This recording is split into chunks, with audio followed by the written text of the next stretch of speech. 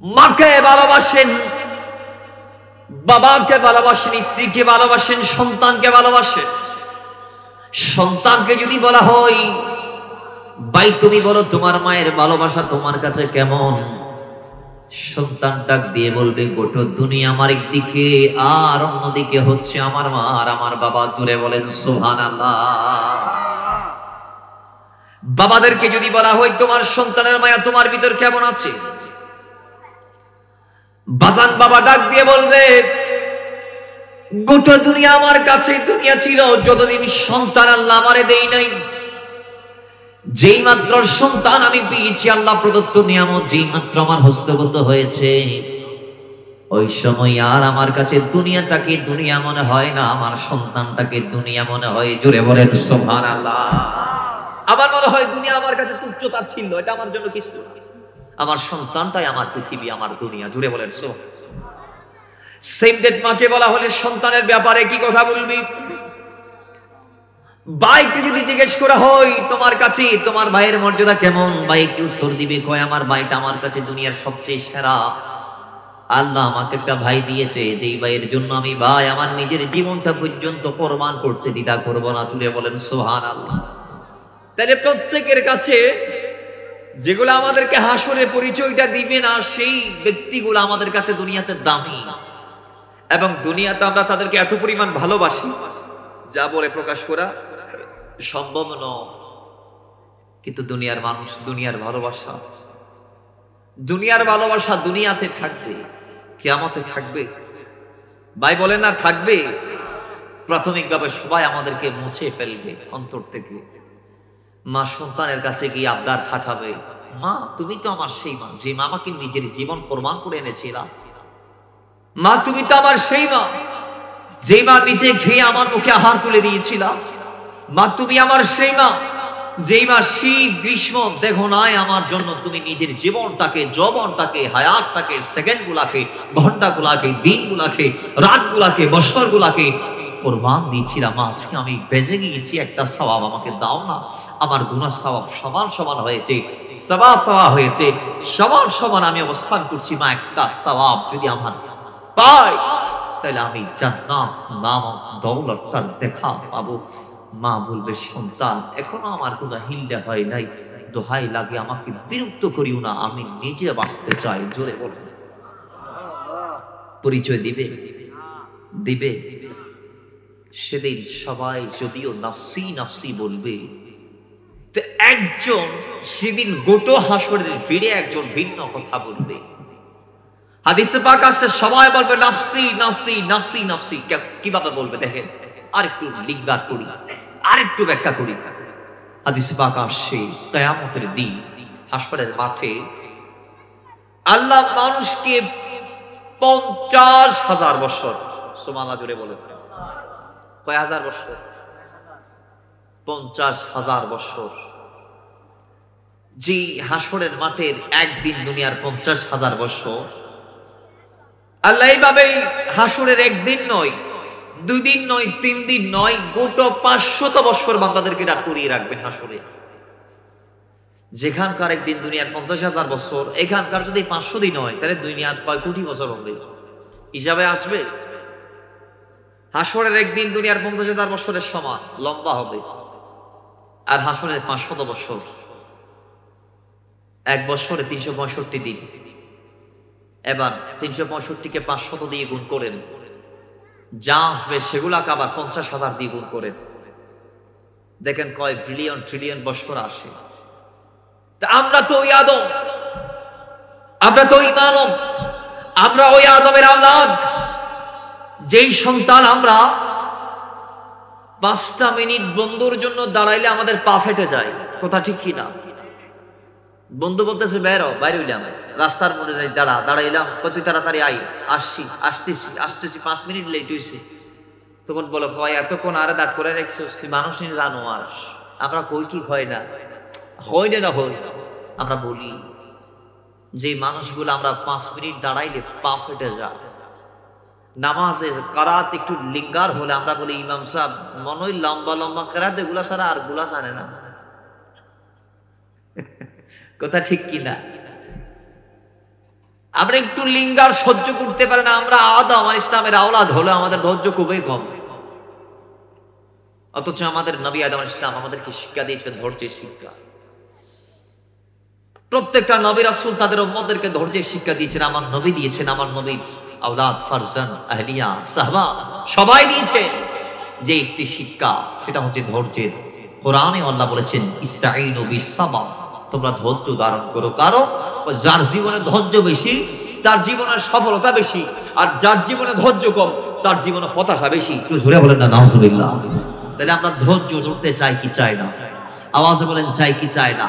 কারণ আমাদের 5 মিনিট যদি আমাদের অনুকূলে সময় যদি না চলে, আমাদের প্রতিকূলে যদি 5টা মিনিট আমাদের হায়াত থেকে যায়, তো আমরা মনে করি খোদাই বালা মুসিবত বেনে আর ভাই দেন দিবেন লাই, হ্যাঁ আর নামাজও বান্নদির, রোজও বান্নদির, অজাহাত বেগিন দিক, কিন্তু মুসিবত দিন বেনে আর হাতের দিয়ে গিয়ে খোদাই আর ভাই দেন মুসিবত দিবেন লাই। আমরা ধৈর্য ধরতে পারি না। বাবার আমার ও মুসলমান ভাইয়েরা, দেখুন আল্লাহ বলছেন ইস্তাঈনু বিস-সাবর, বান্দাকে আমি সফলতার চূড়ান্ত শীর্ষ পর্যায়ে পৌঁছার আগে আমি তার থেকে পরীক্ষা নিরীক্ষা নিব। তন্মধ্যে একটা অন্যতম পরীক্ষা যেটা মওলা কর্তৃক বান্দার উপর আরোপিত হয় বা অর্পিত হয়, সেটা হচ্ছে ধৈর্য।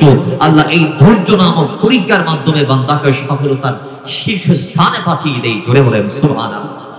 যে ধৈর্য ধরে আল্লাহর পথে ইস্তেকামত থাকতে পারে, অটল থাকতে পারে, অবিচল থাকতে পারে, আল্লাহ তার জন্য মঞ্জিলের মাকসাদ রেখেছে, আল্লাহ তার জন্য উত্তম মঞ্জিল রেখেছে। তো বাবারা, যে আমরা 5টা মিনিট দাঁড়াইতে পারি না, ধৈর্য ধরতে পারি না, সেই আমরা যখন হাসরের মাঠে 500 বছর, যেখানকার একদিন দুনিয়ার 50,000 বছরের সমান, ওই কোটি কোটি বছর যখন আমরা দাঁড়িয়ে থাকবো দুনিয়াবি হিসাব মোতাবেক, তখন আমরা ধৈর্যের মাঠ ভেঙে এমন একটা পর্যায়ে আমরা পৌঁছাবো, এক পর্যায়ে উম্মতরা বলবে আয় আল্লাহ, ও মাওলা, আমরা আর সহ্য করতে পারছি না, মাওলা আর সহ্য করতে পারছি না, আমাদের ক্ষমতার বাইরে চলে গেছে, মাওলা আমরা চাই না আর এখানে দাঁড়িয়ে থাকতে, হয় আমাদেরকে জান্নাত দাও, না হয় জাহান্নাম দাও। মাওলা আমাদেরকে বলছে জাহান্নামও এত আযাব হবে না, জাহান্নাম এত শক্ত আযাবময় হবে না, জাহান্নামের আযাব এত কঠিন হবে না।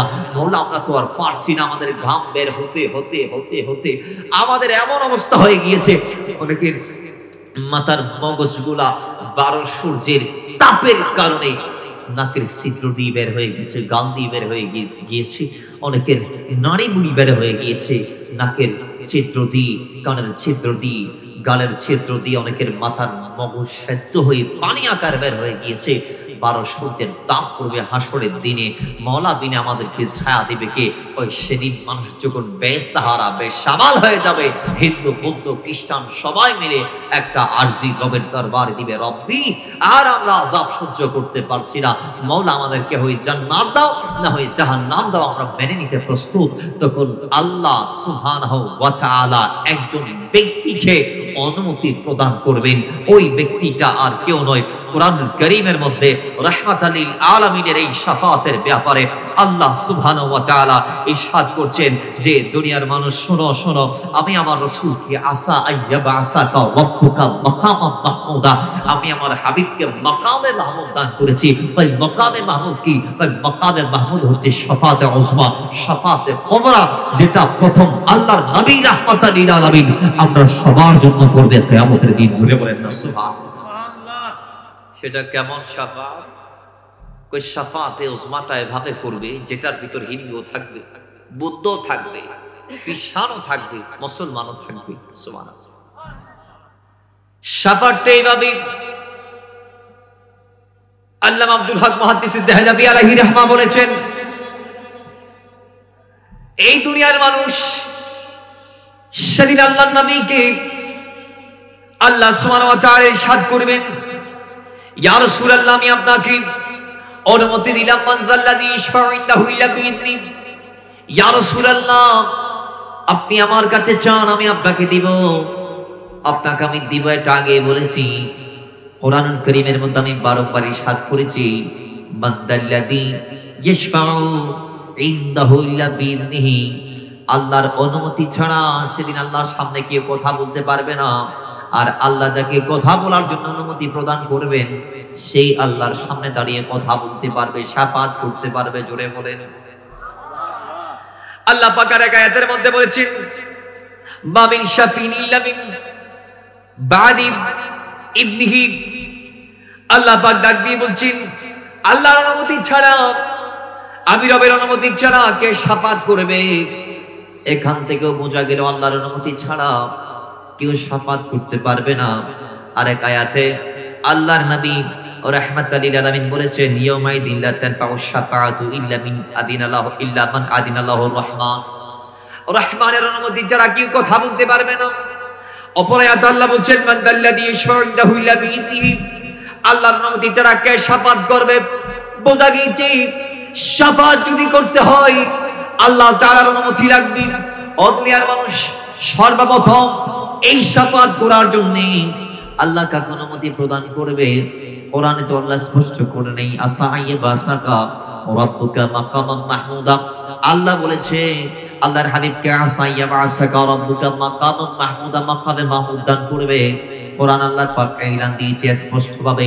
এছাড়াও হাদিসে পাকের মধ্যে আল্লাহর নবী রাহমাতাল লিল আলামিন ডাক দিয়ে বলে ওয়া আনা আউয়ালুশ শাফিন ওয়া আউয়ালু মুশাফফিন ইয়াউমাল কিয়ামাতি ওয়ালা ফাখরা।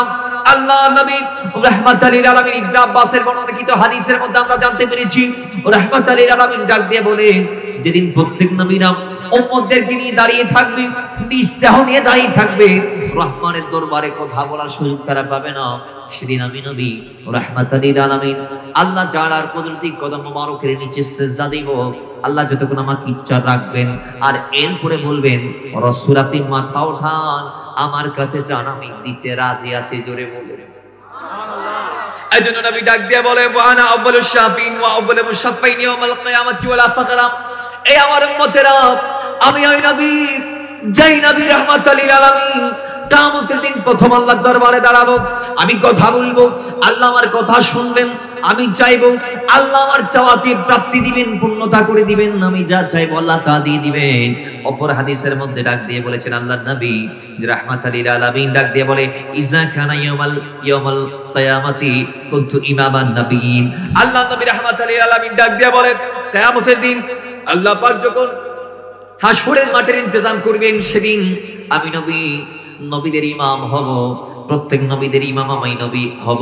ওয়া খাতিবাহুম, আর আমি নবী কথা বলবো, বক্তব্য প্রদান করব।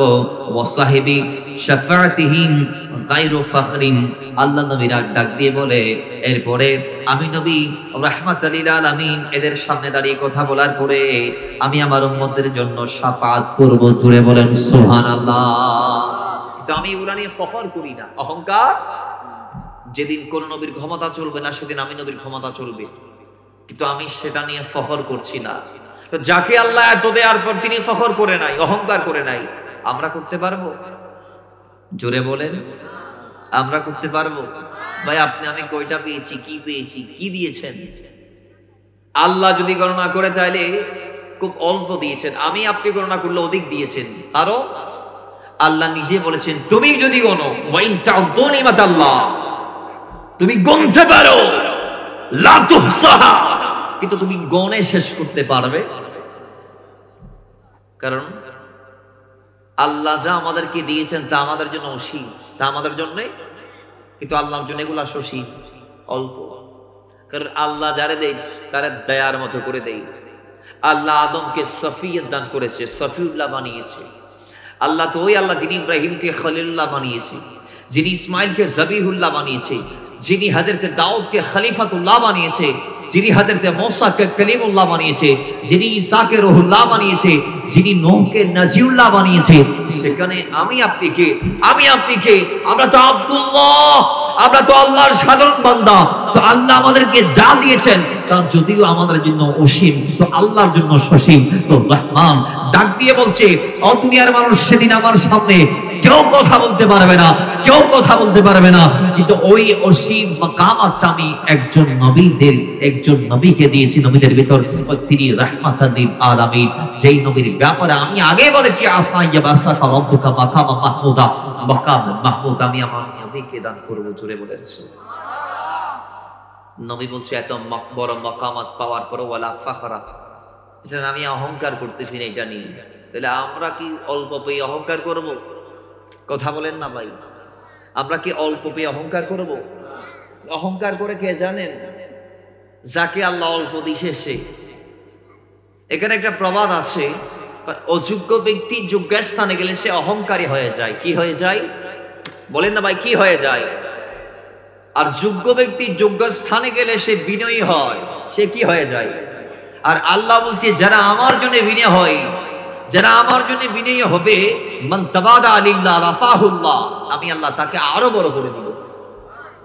যিনি আমার জন্য ঝুঁকে যাবে, বিনয়ী হবে, আমি তার শান আরো, জুড়ে বলুন আরো। এজন্য নবী বলছে ওয়ালা ফাখরা, এগুলা নিয়ে আমি অহংকার করছি না। হাদিসে পাকে তো আরো আসছে চমৎকার চমৎকার। কিভাবে আসছে জানেন? কই আল্লাহ নবী রাহমাতুল লিল আলামিনের দরবার থেকে কয়েকজন সাহাবী বের হলেন। এটা তিরমিজি শরীফের মধ্যে আসে হাদিস কানা, হযরত ইবনে আব্বাস riwayat করছেন হাদিস কানা। কয়েকজন সাহাবী বের হয়ে তারা এক একজন বলছেন, কই আল্লাহ আদমকে সফিউল্লাহ বানিয়েছেন, আল্লাহ ইব্রাহিমকে খলিলুল্লাহ বানিয়েছেন, আল্লাহ হযরতে মুসাকে কালিমুল্লাহ বানিয়েছেন, ঈসাকে রূহুল্লাহ বানিয়েছেন। চারজন নবীর কথা তারা বললেন। কয়জন নবী? একজন আদম, একজন ইব্রাহিম, আরেকজন মুসা, আরেকজন ঈসা। কয়জন? জোরে বলুন কয়জন? চারজন। এখন হুজরা থেকে আমার নবী তাদের চারজনের কথা শুনলেন। তারা নবীর দরবার থেকে বের হয়ে ভিন্ন নবীদেরকে নিয়ে কথা বলছে এবং অনেক চমৎকার করে বলছে। একজন বলছে, তোমরা কি জানো আল্লাহ আদমকে সফিউল্লাহ বানিয়েছেন? সুবহানাল্লাহ, জোরে বলেন না। আরেকজন বলতে, তুমি কি এটা জানো আল্লাহ ইব্রাহিমকে খলিলুল্লাহ বানিয়েছেন? তা আরেকজন বলছে, এর চেয়ে আশ্চর্যের হচ্ছে আল্লাহ মুসাকে কালিমুল্লাহ বানিয়েছেন। আরেকজন হচ্ছে এর চেয়ে মারাত্মক হচ্ছে আল্লাহ ঈসাকে রূহুল্লাহ বানিয়েছেন। সুবহানাল্লাহ। বাবার আমার এরপর রাসূল বের হলেন। হাত্তা ইযা দানা মিনহুম সাবিয়াহুম ইয়াতাযাকারুনা ক্বালা বা'দুহুম ইন্নাল্লাহা ইত্তাখাযা ইব্রাহিমা খলিলা। আল্লাহ নবী হুজরাত থেকে ফাখরাজা হাত্তা ইযা দানা মিনহুম সামিয়াহুম ইয়াতাযাকারুনা ক্বালা রাহমাতুল লিল আলামিন হুজরাত থেকে বের হলেন। বের হয়ে কল নবী বলছেন, বা'দুহুম ইন্নাল্লাহা ইত্তাখাযা ইব্রাহিমা খলিলান। আমি নবী তোমাদের প্রত্যেকের আশ্চর্যবোধক কথাগুলো শুনেছি। একজন বলেছে ইব্রাহিমকে আল্লাহ খলিল বানিয়েছেন, ঠিক আছে, এটা ঠিক আছে। ওয়াকাল আখরা মুসা কাল্লামাহু তাকলিমান ওয়াকাল আখরা ফাইসা কালিমাতুল্লাহি ওয়া রূহু ওয়াকাল আখরা আদম মুস্তাফাহুল্লাহ ফাখরাজা আলাইহিম রাসূলুল্লাহ সাল্লাল্লাহু আলাইহি ওয়াসাল্লাম ওয়াকাল قد سمعت كلامكم وعجبكم ان ابراهيم خليل الله وهو كذلك। ওই আমি নবী সব জানি, আমি সব শুনেছি তোমাদের কথা। তোমরা তো আজকে শুনলাম, আমি অনেক আগ থেকে জানি ইব্রাহিমকে আল্লাহ খলিল বানিয়েছেন, এটা সত্য। ওয়া হুয়া কাযালিক। আরেকজন বলেছিলাম ওয়া মুসা নাজিউল্লাহি ওয়া হুয়া কাযালিক, মুসা নাজিউল্লাহ এটা সত্য। ওয়া ঈসা রূহুল্লাহ, ঈসা ইসলাম রূহুল্লাহ, আল্লাহর দয়ারও, এটা সত্য। ওয়া হুয়া কাযালিক। ওয়া আদম মুস্তাফাহুল্লাহ ওয়া হুয়া কাযালিক। আরেকজন বলেছো আদম সফিউল্লাহ, এটাও সত্য, সত্যই বলেছো। কিন্তু তোমরা বোধহয় আমার পজিশন জানো না, আমি কে তোমরা চিনো না। আমি হচ্ছি ওই নবী যার ব্যাপারে আল্লাহ খলিল বলে নাই, নাজি বলে নাই, কালিম বলে নাই, সফি বলে নাই, আল্লাহ বলেছেন হাবিবুল্লাহ। সুবহানাল্লাহ। আরো জোরে বলেন আমি কেমন আল্লাহর বন্ধু। আলা হাজার ব্যাখ্যা করছি, খোদা কি রজা চাহিতা है दोबारा में, खुदा की रज़ा चाहता है दोबारा में, और खुदा चाहता है रज़ाए मोहम्मद, खुदा चाहता है रज़ाए मोहम्मद के अर्श हक़ ज़ेर पाए मोहम्मद। अल्लाहुम्मा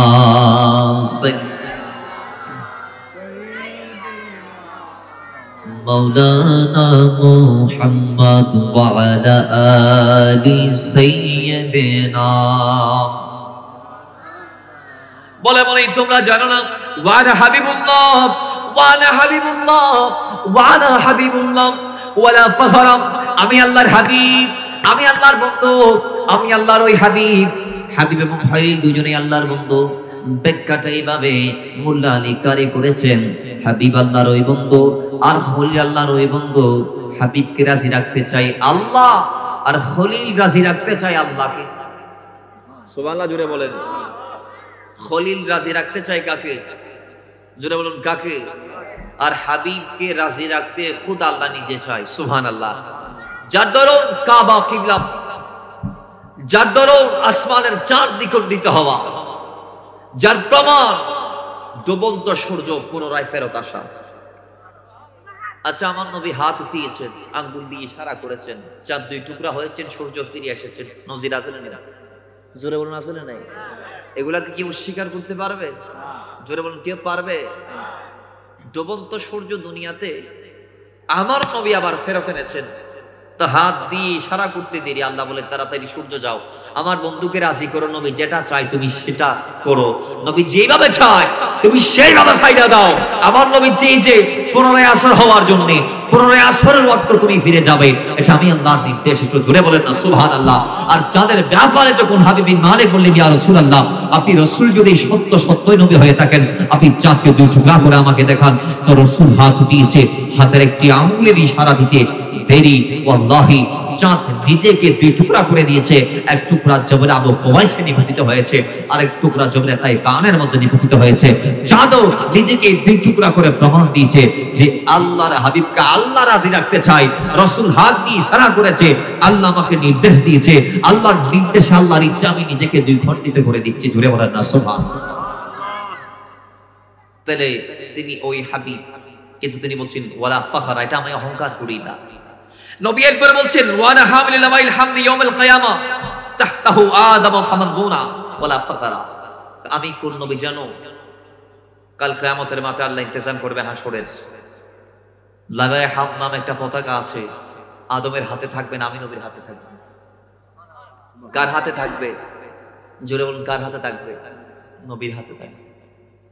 নবী বলছে যেই পতাকার নিচে তাহতাহু আদম ফামান দুনা, কই যেটার নিচে আদম থেকে শুরু করে এরপরে যত নবী আসে সবাই নিচে দাঁড়াবে, পতাকার নিচে, পতাকা আমার হাতে।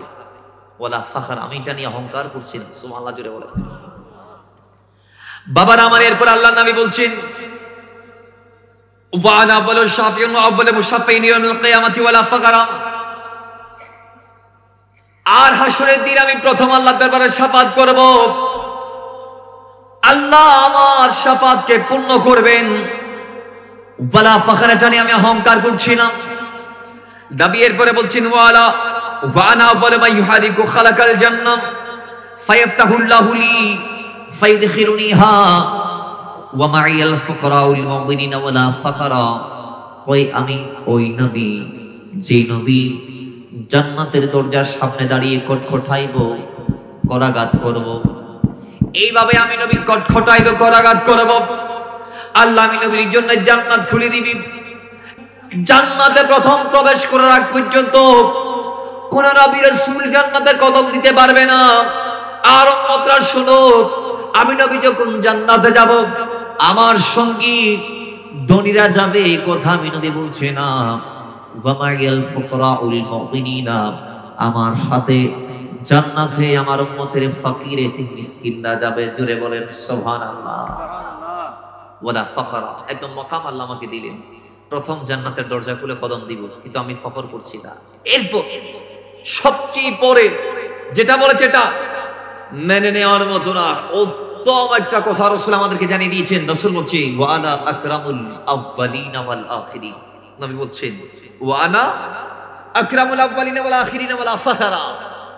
আমি ওই নবী সৃষ্টির শুরু থেকে শেষ যা এসেছে, যা আসবে, সবার মাঝে আমি নবী শ্রেষ্ঠ। সৃষ্টিতে আমি শ্রেষ্ঠ বলে দিয়েছেন। এজন্য আলা হযরত ব্যাখ্যা করছেন সবসে আওলা ও আলা হামারা নবী, সবসে মালা ও আলা হামারা নবী। সবার উদ্দেশ্য সেরা আমাদের নবী, সবার শ্রেষ্ঠ পেয়ারা আমাদের নবী। বলেন না সুবহানাল্লাহ। আরো জোরে বলেন। তার প্রমাণ, আরেকটু প্রমাণ আমরা দিই। আমাদের নবী যে সবার শ্রেষ্ঠ, যাকে আল্লাহ মাকাম মাহমুদ দিয়েছেন, শাফাতের অনুমতি দিয়েছেন, তিনি কেমন নবী, কেন দিয়েছেন আল্লাহ, কিভাবে দিয়েছেন দেখেন। ইমাম বুখারী হাদিসটা কোট করেছেন, হযরত আনাস রাদিয়াল্লাহু তাআলা riwayat করেছেন হাদিস কেন নবীজি ইরশাদ করছেন, কিয়ামতের দিন আল্লাহ হাসরের ইন্তজাম করার পরে মানুষরা সবাই জড়ো হবে। কি হবে? আচ্ছা, আপনারা হাসর মানে একত্রিত হওয়া, হাসর মানে কি? জমা, জমা, একত্রিত হওয়া, সমাবেশ, সেমিনার, সম্মেলন। সুবহানাল্লাহ জুড়ে বলে। বাবারা আমার, হাসরের মাঠে মানুষ দাঁড়াবে, সবাই এক জায়গায় হবে, দেখা যাবে সবার মুখে একটা রব, একটা তাসবিহ, একটা শব্দ, একই ধ্বনি সবাই উচ্চারণ করছি। ধ্বনিটা এইভাবে, নফসি নফসি, আমরা বাঁচতে চাই, আমরা বাঁচতে চাই। সবাই একজন আরেকজনকে বলবে, আমরা কার কাছে যাব? আমরা মায়ের কাছে গেলাম, মা তো আমাদেরকে দিল না। বাবার কাছে গিয়ে আমরা পাই নাই, ভাইয়ের কাছে গিয়ে নৈরাশ হলাম। চলো আমরা আদম সফিউল্লাহর কাছে যাই। সবাই বলবে, হ্যাঁ ঠিক আছে চলো। ঠিকানা পাওয়ার পর আদম সফিউল্লাহর দিকে যাত্রা দিবেন। সবাই যাইতে যাইতে আদম সফিউল্লাহর দরবারে যাবেন। ডাক দিয়ে বলবেন, আদম সফিউল্লাহ, আল্লাহ পাক সুবহানাহু ওয়া তাআলা আপনাকে মানবদের ভিতর প্রথম বানিয়েছে। আনতা আবুল বাশার, ওগো মানব মিল্লাতের পিতা, আপনি হচ্ছেন প্রথম মানুষ। আল্লাহ আপনাকে সফিউল্লাহ বানিয়েছি, আপনাকে নিজ হাতে বানিয়েছি। বাকি সৃষ্টির বেলায় আল্লাহ বলেছি, আমি কোন হও বললে ফায়াকুন হয়ে যায়, কিন্তু আমি আল্লাহ মানব বানাতে গিয়ে কোন শব্দ ইউজ করি নাই, নিজের হাতে বানিয়েছি। আল্লাহ আপনাকে নিজের হাতে বানান পরে নিজের হাতে আপনি আদমের ভিতরে আল্লাহ রূহ ফুঁকে দিলেন। আল্লাহ আপনাকে ইলম শিক্ষা দিলেন, আপনার স্ত্রীকে আপনার সাথে জান্নাতে বসবাস করার সুযোগ করে দিলেন। আপনি ইলমের খাতিরে ফেরেশতাদের উপর শ্রেষ্ঠত্ব লাভ করার কারণে ফেরেশতাদের মাধ্যমে আল্লাহ আপনাকে সিজদার মাধ্যমে সম্মান দেয়ালেন। আদম সফিউল্লাহ, এত বড় মাকামের মালিক আপনি, এত সুপ্রিম পাওয়ারের মালিক আপনি, আদম নবী। আমরা চাই আজকে আপনি আমাদের পক্ষে একটু কথা বলুন রবের দরবারে, একটু আমাদের পক্ষে শাফাত করুন। আমরা বাঁচতে চাই, আমাদের এই আরজি কানা রবের দরবারে একটু বলে দিন। রব তো কাহারিয়তের রূপ ধারণ করে বসে আছে, আমরা কথা বলতে পারছি না, ক্ষমতা আমাদের নাই, সুযোগ আমাদের নাই, আমরা চাইলেও পারবো না। আপনি তো নবী, আপনি তো উম্মত নয়, আপনি তো রবের দরবারে যান। আদম সফিউল্লাহ বলবে, না, আমি এটার জন্য লায়ক নয়, আমি এটার উপযুক্ত নই। ইযহাবু ইলা গায়রি, ইযহাবু ইলা গায়রি, আমি পারবো না, আরেকজনের কাছে যাও। আদম নবী বড় আশা নিয়ে আপনার কদমে এসেছি, আপনি বলছেন আরেকজনের কাছে যাও। তো বলেন কার কাছে যাব? কয়, এমন একটা জাতের ঠিকানা তোমাদেরকে আমি দিব, যিনি কি আল্লাহ, যাকে আল্লাহ প্রথম রাসূল বানিয়ে রুয়ে জমিনের মধ্যে পাঠিয়েছেন, তিনি কেউ নয়, তার নাম হচ্ছে নূহ নাজিউল্লাহ, যার মাধ্যমে ওহী তাশরীহ সূত্রপাত হয়েছে। ওই নূহ আলাইহিস সালামের ঠিকানা আমি তোমাদেরকে দিলাম। যাও যাও, নূহ নবীর কাছে যাও। নূহ আলাইহিস সালামের কাছে যাবেন।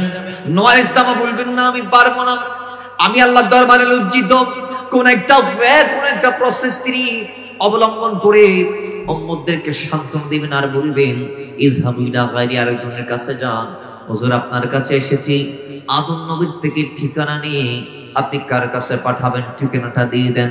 ওই এমন একটা নবীর কদমে তোমাদেরকে পাঠাইবো, যিনি উলুল আযম পয়গম্বরদের অন্তর্ভুক্ত, যার নাম হচ্ছে ইব্রাহিম খলিলুল্লাহ। জুড়ে বলেন সুবহানাল্লাহ। ইব্রাহিম নবীর কাছে যাবেন, যাওয়ার পরে ডাক দিয়ে বলবেন, ইব্রাহিম নবী, আমরা বাঁচতে চাই, বাঁচতে চাই, বাঁচতে চাই, আমাদেরকে বাঁচান। ইব্রাহিম একই কথা বলবি, না না আমি পারবো না, সেই ক্ষমতা আল্লাহ আমাকে দেই নাই। ইযহাবু ইলা গায়রি, আরেকজনের কাছে যাও। কার কাছে যাব? এমন একটা নবীর ঠিকানা তোমাদেরকে দিচ্ছি, যার সাথে আল্লাহর ডাইরেক্ট কথা হয়েছে উইদাউট জিবরাইল ছাড়া। তিনি কে? কয় মুসা কালিমুল্লাহ। দিলেন ঠিকানা, যাবেন উম্মতরা। মুসা বলবেন, কি কথা, আমি পারবো না, হুজুর অনেক আশা নিয়ে এসেছি, কেন পারবেন না? কই আমি এই কারণে পারবো না। ইযহাবু ইলা গায়রি, আরেকজনের কাছে যাও। বলে কার কাছে যাব আপনি বলে দেন। এবার মুসা কালিমুল্লাহ বলবি, তোমরা সবাই মিলে এমন একটা জাতের কাছে যাবা, যার নাম ঈসা, হযরত ঈসা রুহুল্লাহ, যাকে আল্লাহ বাবাহীন মায়ের থেকে সৃষ্টি করেছে। ওই ঈসা নবীর কদমে যাও।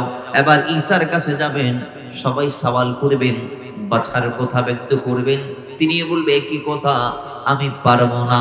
তবে ঈসা একটু ভিন্ন ভাবে বলবেন, ওই আর কারো কাছে যাওয়ার দরকার নাই, এখন যার ঠিকানা আমি ঈসা রুহুল্লাহ, তোমরা উম্মতদেরকে দিব, তোমরা ওই নবীর কদমে যাবা, যাওয়ার পরে আর যে জানারে ওই নবী আল্লাহর অনুমতি ক্রমে তোমাদেরকে শাফাআত করবে। জোরে বলেন সুবহানাল্লাহ।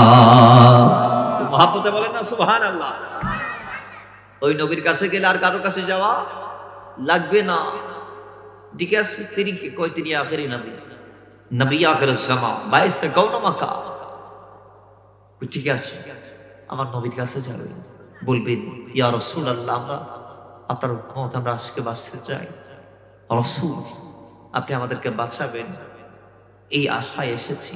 নবীরই আদম থেকে শুরু করে অনেক নবীর কাছে গিয়েছি, কেউ পারে নাই, মা পারে নাই, বাবা পারে নাই, নবীরা পারে নাই, শেষ আপনার ঠিকানা পেয়েছি, রাসূল আপনি আমাদেরকে দয়া করুন, বাঁচা। রাসূল বলছে আনা লাহা। সেদিন আমি নবী বলবো আনা লাহা, আনা লাহা, আনা লাহা। এই উম্মত, আজকে আদম থেকে শুরু করে ঈসা পর্যন্ত তাদের দুয়ারে যাওয়ার দরকার কি?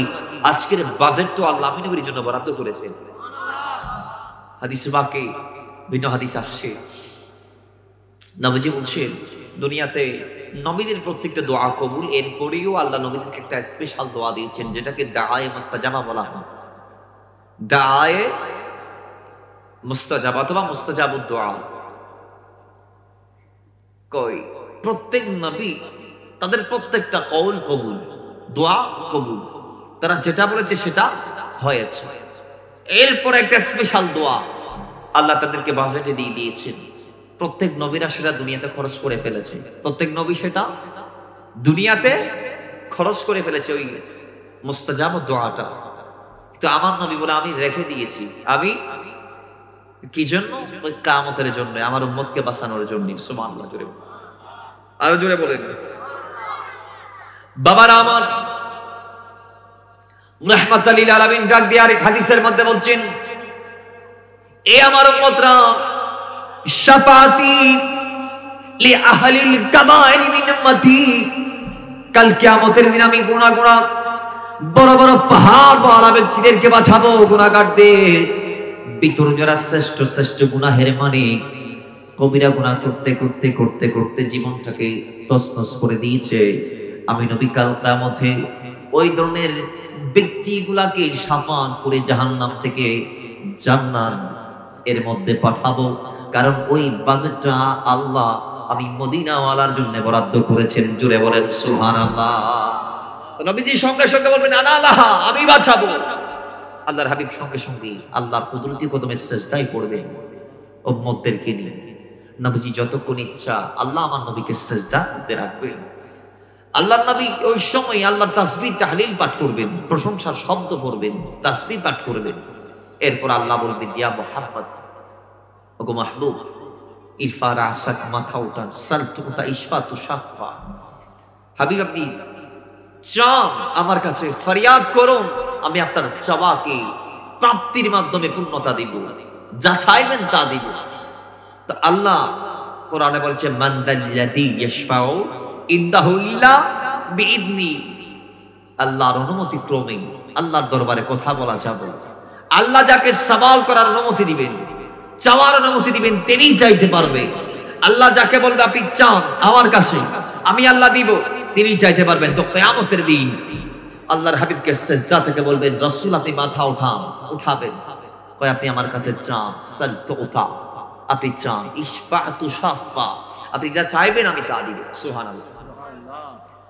বাবারা আমার, সেদিন আমার নবী আমাদের মুক্তির ব্যবস্থা করবে।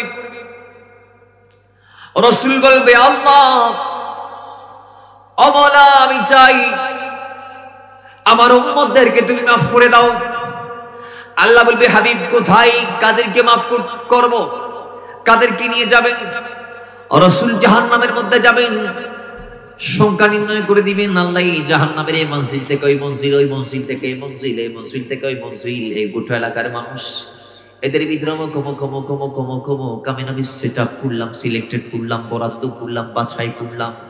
এদেরকে আমি নবী বলছি মাওলা জাহান্নাম থেকে জান্নাতে পাঠাইয়া দাও। জুড়ে বলেন সুবহান। তাহলে গেল একবার, কথা বলেন কয়বার? নবী বলে আবার আমি সিজদার মধ্যে পড়বো, আবার আল্লাহ যতক্ষণ ইচ্ছা আমাকে সিজদায় রাখবে। সেই সিজদার মধ্যে আমি আল্লাহর তাসবিহ পাঠ করব। এরপর আল্লাহ বলবেন ইয়া মুহাম্মদ ইরফা রাসাক, ও রাসূলুল্লাহ আপনি মাথা উঠান, সালতুতা আপনি আমার কাছে যান আমি দিব। রাসূল বলে আমি মাথা উঠাইবো, আল্লাহর দরবারে ফরিয়াদ করব, আমার জন্য মঞ্জিল নির্ধারণ করবেন আল্লাহ, আমি জাহান্নাম থেকে সেই মঞ্জিলের বাসিন্দাদেরকে জান্নাত পাঠাবো। পাঠার পর আবার সিজদায় পড়বো। এইভাবে একবার নয়, দুইবার নয়, তিনবার নয়, টানা চারবার। কথা বলেন কয়বার? আর জোরে বলেন কয়বার? চারবার নবী সিজদার মধ্যে যাবেন, সিজদা থেকে আল্লাহর অনুমতি ক্রমে মাথা উঠাবেন, আল্লাহর নির্দেশ ক্রমে চাইবেন, আল্লাহ দিবি। রাসূল বলে সেই চারবারে আমি নবী যখন জাহান্নামে যাব, চতুর্থবারে আমি রাসূল উম্মতদের এমন ভাবে জাহান্নাম থেকে জান্নাতে পাঠাইয়া দিব, আল্লাহ বলবেন রাসূল আপনি কি জাহান্নাম খালি করে দিবেন নি? এক কথায় আমি রাসূল বলছি, বুখারীর বর্ণনা, রাহমাতুল লিল আলামিন ডাক দিয়ে বলেন একমাত্র কোরআন কর্তৃক যারা চিরস্থায়ী জাহান্নামী বলে সাবেত হয়েছে, কোরআন যাদের কি খালিদিনা ফিহা আবাদান বলেছে, চিরস্থায়ী জাহান্নামে থাকবে বলে কোরআন যাদের বেলায় গ্রান্টেড করে দিয়েছে, সার্টিফাই করে দিয়েছে, আমি রাসূল বলছি ওই ধরনের ব্যক্তি ছাড়া বাকি যাদের ভিতর কিঞ্চিত পরিমাণ ঈমান আছে, যারা পরিমাণ ঈমান আছে, ওই ব্যক্তিকে যারা ঈমানের খাতিরে আমি মদিনাওয়ালা জাহান্নাম থেকে জান্নাতে পাঠাইয়া দিব। জোরে বলেন সুবহানাল্লাহ। মহব্বতে দরুদ পাক পড়ি, আল্লাহুম্মা সাল্লি মাওলানা মুহাম্মদ ওয়া আলা আলি সাইয়্যিদিনা। বাবারা আমার ও রাহমাতুল লিল আলামিনের গোলাম শাব্দুল হক মুহাদ্দিস দেহলভী বলে শাফাআতকে আল্লাহ 9 ভাগে ভাগ করেছেন। তন্মধ্যে প্রথম ভাগ যেটা শাফাআত উজমা, যেটার ব্যাপারে কোরআনে এলান এসেছে, যেটা নবীকে দেয়া হবে, ওই শাফাআতটা রাসূল করবেন। এইভাবে করবেন, আল্লাহর হাবিব বলবেন সময় যখন 500 বছর কিয়ামতের সময় পার করবে, দুনিয়ার কোটি কোটি বছর পার করবে, তখন সবাই মিলে যখন জান্নাত কিংবা জাহান্নাম কোন একটা রবের কাছে তালাশ করবে, রাসূল ওই সময় শাফাআত উজমাটা করবেন এইভাবে যে আল্লাহ আর বিলম্ব আমার উম্মতরা সহ্য করতে পারছে না, মওলা তোমার দরবারে ফরিয়াদ করছি, আল্লাহ তুমি বিচার কাজটি তাড়াতাড়ি শুরু করে দাও, তাড়াতাড়ি শর্ট করে নাও। জোরে বলেন সুবহানাল্লাহ। এটা শাফাআত উজমা। আব্দুল্লাহ ইবনে মাসউদ দেহলভী বলছেন এটা আল্লাহর হাবিবকে আল্লাহ দিয়েছেন, এই বাজেট অন্য কোন নবীকে দেয় নাই। ওই 2 নম্বর শাফাআতের প্রকার হচ্ছে একদলকে রাসূল বলবে আল্লাহ এরা আমার উম্মত, আমি চাই এরা বিনা হিসেবে জান্নাতে চলে যাবে। তারা বিনা হিসেবে কোথায় যাবে? জান্নাতে যাবে। আমি রাসূল চাচ্ছি ওই দলকে আল্লাহ বিনা হিসেবে নবীর কথাই জান্নাতে পাঠাবেন। তৃতীয় প্রকারের শাফাআত হবে ওই যাদের নেকি এবং বদি সমান সমান সওয়া বরাবর হয়েছে, এদের সওয়াবও সমান, গুনাহ সমান, এরা কোথায় যাবে? রাসূল এদেরকে শাফাআত করে জান্নাতে পাঠাবে। আরো জোরে বলেন। চতুর্থ প্রকারের শাফাআত হবে দোজখীর জন্য, যারা গুনাহের কারণে দোজখী যাওয়ার উপক্রম যারা হয়েছে, রাসূল শাফাআতের মাধ্যমে তাদেরকে জান্নাতে পাঠাবেন। পঞ্চম প্রকারের শাফাআত হবে নেককার লোকদের মর্যাদা বৃদ্ধির জন্য, যে এরা নেককার। তো আল্লাহ পাকের হাবিব সেদিন আল্লাহ দরবারে আরজি জানাবেন আল্লাহ এই নেককাররাও যাচ্ছে জান্নাতে, বদকাররাও যাচ্ছে আমি নবীর শাফাআত নিয়ে জান্নাতে, তো তাদের মাকাম যাতে আলাদা হয়ে যায়, এজন্য আমি রাসূল এক্সট্রা অর্ডিনারি দিতে চাচ্ছি, আমি রাসূল এক্সট্রা সম্মান ইজ্জত দিতে চাচ্ছি তাদেরকে, যারা ঈমানদার তাদের মর্যাদা বৃদ্ধি করতে চাচ্ছি। আল্লাহ তুমি এদের দারাজাতকে বুলন্দ করে দাও, আল্লাহ এদের শানকে বাড়িয়ে দাও, এদের মানকে বাড়িয়ে দাও, এদের ইজ্জত বাড়িয়ে দাও, আল্লাহ এদের দারাজাতকে বুলন্দ করে দাও। তো এই পঞ্চম প্রকারের নবী শাফাআতটা করবেন নেককার বান্দাদের মর্যাদা, দারাজাত, ইজ্জতকে বুলন্দ করার জন্য। আরো জোরে বলেন না সুবহানাল্লাহ। ষষ্ঠ প্রকারের শাফাআত হবে যাদেরকে দোজখে নিক্ষেপ করা হয়েছে তাদের জন্য। অষ্টম প্রকারের শাফাআত হবে রাসূলুল্লাহ সাল্লাল্লাহু আলাইহি ওয়াসাল্লাম বলেছেন জান্নাতের দরজা উন্মুক্ত আমি করব, ওই জান্নাতের দরজাটা উন্মুক্ত করার জন্য রাসূল সপ্তম প্রকারের শাফাআত করবেন। অষ্টম প্রকারের শাফাআত হবে রাসূলুল্লাহ পাকের গোলাম আব্দুল্লাহ ইবনে মাসউদ দেহলভী বলছেন অষ্টম প্রকারের শাফাআত আল্লাহ নবী করবেন যারা জাহান্নামে আছে, মোটামুটি এদের আমল খুবই কম, স্বল্প জলাজীর্ণ, মোটামুটি এরা জাহান্নামে থেকেই যাবে, কিন্তু যারা পরিমাণ ঈমান এদের ভিতর থাকার কারণে রাসূল তাদেরকে জান্নাতের নিদর্শন দিবেন, জান্নাতের মধ্যে প্রবেশের সুযোগ দিবেন। অষ্টম প্রকারের শাফাআতটা করে আল্লাহ থেকে অনুমতি নিয়ে, জোরে বলে। নবম প্রকারের শাফাআত হচ্ছে যারা আমার নবীর জিয়ারত করবে তাদের জন্য, এবং যারা মদিনায় ধৈর্য ধারণ করে কষ্ট সাধ্যের মাধ্যমে জীবন অতিবাহিত করবে তাদের জন্য। সুবহানাল্লাহ জুড়ে বলেন। এবার আসুন, নবম প্রকারের শাফাত আমরা বলে দিয়েছি। আল্লাহ আব্দুল মাহদিস দেহলভী ইত্তেবারে। এবার একটু সামনে যাই। তো এই শাফাতে মুস্তাফা পাওয়ার জন্য আমাদের কি কি আমল করা লাগবে জানার দরকার আছে না নাই? এখন অনেকে মনে করে মারে বান্ন দিয়ে এলাকার এটি মিসকিন খাবাই ব্যস্ত যাই এন্ডিলে বহুত কি মনত গড়ের দা আসলে নাই হয়তো বাইয়ের হক মারি খায় কি কি মেঞ্চর সাহেব আগরি এরা কি খাইও ব্যস্ত ব্যস্ত খুব অবস্থায় আল্লাহ একখানা উনুন জান্নাত পাইবেলাই শাফাত পাইবেলাই কি গরম করিব জানিব দরকার আছে না নাই? আরো বড় বড় এখন আছে না নাই? বাবারা আমার, রাহমাতাল লিল আলামিনের গোলাম হযরত আবু সাঈদ খুদরি রাদিয়াল্লাহু তাআলা বর্ণনা করেছেন। হাদিস কানা সহিহ মুসলিমের মধ্যে 3405 নং হাদিসের মধ্যে এসেছে, আল্লাহর নবীর গোলাম আবু সাঈদ খুদরি ডাক দিয়ে বলে, এই আমার নবীর উম্মতরা, রাহমাতাল লিল আলামিনের মিশ্রিত বাণী, জবান থেকে নির্গত বাণী শোনো। আল্লাহর নবী বলেছেন, যে ব্যক্তি মদিনার মধ্যে ধৈর্য ধারণ করে থাকবে, জিল্লত এবং বালা মুসিবত আসার পরও যিনি মদিনাকে ছাড়বে না, যিনি মদিনার মধ্যে কষ্ট সাধ্য মেহনতের মাধ্যমে অবস্থান করবে, ধৈর্য ধরে থাকবে, আল্লাহ সুবহানাহু ওয়া তাআলা ওই বান্দাকে আমি নবীর শাফাত দিয়ে জান্নাতে পাঠাবে। জোরে বলেন সুবহানাল্লাহ। তাকে আমি নবীর শাফাত করে জান্নাতে পাঠাবো। 2 নং শাফাত পাওয়ার জন্য কি আমল লাগবে? কয়দিক পরিমাণ আল্লাহকে সিজদা করতে হবে।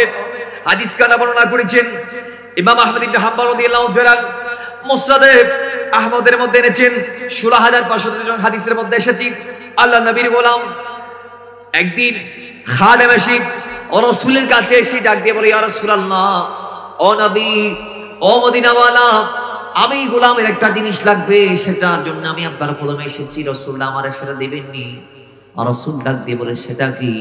ওই সেটা হচ্ছে কাল কিয়ামতের ময়দানে বাবা যখন আমাকে পরিচয় দিবে না, সন্তান যখন আমাকে পরিচয় দিবে না, মা, স্ত্রী, পুত্র, আত্মীয় স্বজন, বন্ধু বান্ধব, ভাই ব্রাদার সবাই যখন আমাকে পরিচয় দিবে না, রাসূল সেদিন আমি আপনি মদিনাওয়ালার শাফাত চাচ্ছি। জোরে বলেন সুবহানাল্লাহ।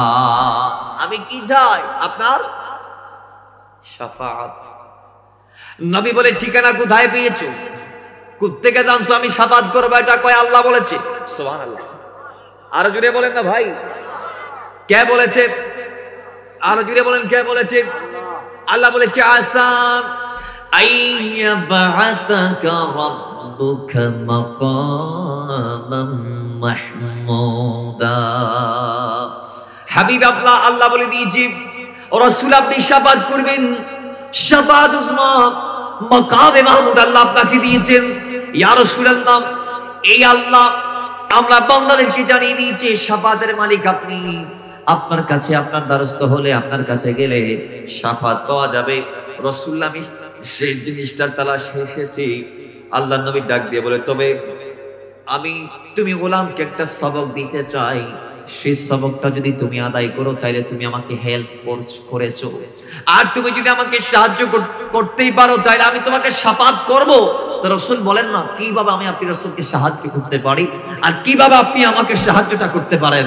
কয়, আমি রাসূল চাই তুমি অধিক পরিমাণে সাজদা করো, অধিক পরিমাণে সালাতুন নফল আদা করো, তুমি নফল নামাজ অতিরিক্ত পড়ো। অতিরিক্ত নফল মানি, অতিরিক্ত নফল মানি বলেন না, নফল মানি নফল মানি যেটার সংখ্যক নির্ণয় করা যায় না, যেটা অতিরিক্ত 2 রাকাত হোক, 4 হোক, 8 হোক, যেভাবে হোক, 10 রাকাত তুললে পড়েন, 12 রাকাত তুললে পড়েন, আপনি যদি 2 রাকাত করে 100 রাকাতে পড়েন, এটার কোনো হিসাব আছে? নফল মানি জিয়াদত, অতিরিক্ত, গণনাহীন।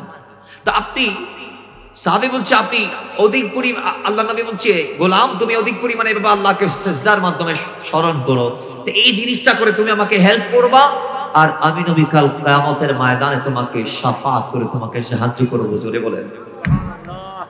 তাহলে অধিক পরিমাণে আল্লাহর দরবারে সিজদা দেওয়ার দরকার আছে না নাই? এখন অতিরিক্ত সিজদা না, যেগুলো নির্ধারিত সিজদা আমরা এগুলো দিচ্ছি না। যেগুলো অতিরিক্ত গুলা বাদ দিলাম, নির্ধারিত আমার কাছে কিছু অর্পিত আল্লাহ পাক নির্দেশনা দিয়েছে, তুমি এটা করবা, সকালে এটা, বিকেলে এটা, জোহরে এটা, আসরে এটা, মাগরিবে এটা, এসে এটা। আল্লাহ আমাকে 5টা ওয়াক্তে দায়িত্ব দিয়েছে। অতিরিক্ত দায়িত্ব পালন বাদ দিলাম, আমি নির্ধারিত দায়িত্ব আদায় করতে পারছি। তো যারা নির্ধারিত দায়িত্ব পালন করতে পারবে না, এরা ওভার টাইম করতে পারবে? হন না ভাই। এরা সকাল অ্যাবসেন্ট, জোহর অ্যাবসেন্ট, মাগরিব অ্যাবসেন্ট, আসর অ্যাবসেন্ট, এশাই। তাহলে এদের অতিরিক্ত দেওয়ার সুযোগ আছে? আল্লাহ আমাদেরকে নির্ধারিত দায়িত্বের পর অতিরিক্ত দায়িত্ব নেওয়ার তৌফিক দান করুন। আমিন। আর জোরে বলেন। বাবারা আমার, এজন্য সেজদা করতে হবে মালিককে। দুনিয়াতে এমন নারী ছিল, নারীরা যদি মাইক লাউড স্পিকারের মাধ্যমে কথা শুনে থাকেন, খেয়াল করেন, অন্তরের গান লাগান। মা, আজকের মা গুলা নামাজ পড়ে না, সারাদিন কাজ করে, রান্না বান্না করে, স্বামীর ঘর সাজাই, ওঠান গাঁটে গোলা ইত্যাদি ইত্যাদি সংরক্ষণ করে, স্বামীর ঘরের খেদমত করে, বাচ্চা কাচ্চার খেদমত করে, করতে করতে মওলাকে সময় দিতে পারে না। বাবারা আমার, সেই মাদের জন্য, বোনদের জন্য আমি 2-1টা মেসেজ দিয়ে যাই। দুনিয়াতে এমন নারী ছিল, যেই নারীর নাম রাবেয়া। নাম কি? জোরে বলুন, নাম কি? 1 রাকাত নয়, 2 রাকাত নয়, প্রত্যেক রাতে 1000 রাকাত নফল নামাজ আদায় করত। কয় রাকাত? লোকেরা জিজ্ঞেস করেছে, রাবিয়া, ও রাবিয়া, জানতে চাই 1000 রাকাত নফল নামাজ কেন পড়ো প্রত্যেক রাতে? চাইলে এক রাতে তো তুমি বাদ দিতে পারো, কিন্তু না না না, ছোট বান্দা রাবিয়া প্রত্যেক রাতে 1000 রাকাত পড়বে। জিজ্ঞেস করা হয়েছে, কেন পড়ো? রাবিয়া পরে কাল কিয়ামতের মাঠে যখন নবীরা দাঁড়াবে, আমার নবীও দাঁড়াবে।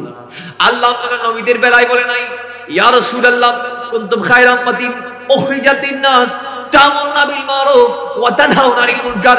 অন্য নবীর বেলায় বলে নাই, অন্য নবীর উম্মতের ক্ষেত্রে বলে নাই।